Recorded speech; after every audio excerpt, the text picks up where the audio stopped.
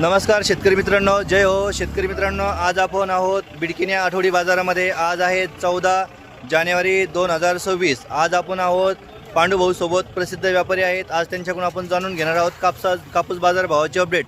त्यांनी मागील आठवड्यामध्ये आपल्याला सांगितलं होतं की कापूस बाजार भाव हा 9,000 पर्यंत जाणार। तर शेतकरी मित्रांनो, आपण बघितलं जवळजवळ 8,850 रुपयापर्यंत प्रति क्विंटल गेलेला आहे। आणि आज आपण त्यांच्याकडे आज जाणून घेऊयात की कापसाची स्थिती काय। पांडुभाऊ, आज काय भाव आहे आजचा? आज कापसाचा भाव 9,000ला पोहोचलेला आहे। फेब्रुवारी महिन्यात 10,000 पार करणार आहे। शेतकऱ्यांनी सीसीआयला कापूस विकू नये।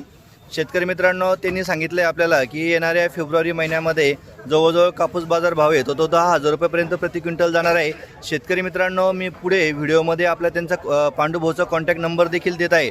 त्या नंबरवरती संपर्क साधा आणि खरंच आपल्याकडे चांगल्या प्रतीचा उच्च क्वालिटीचा जर कापूस असेल तर नक्कीच आपल्या पांडुभाऊ सोबत कॉन्टॅक्ट करा। पावसा संदर्भात डच साहेबाला विचारायचं आणि कापसा संदर्भात पांडुभाऊला विचारायचं। ओके, पांडुभाऊचा आज फायर।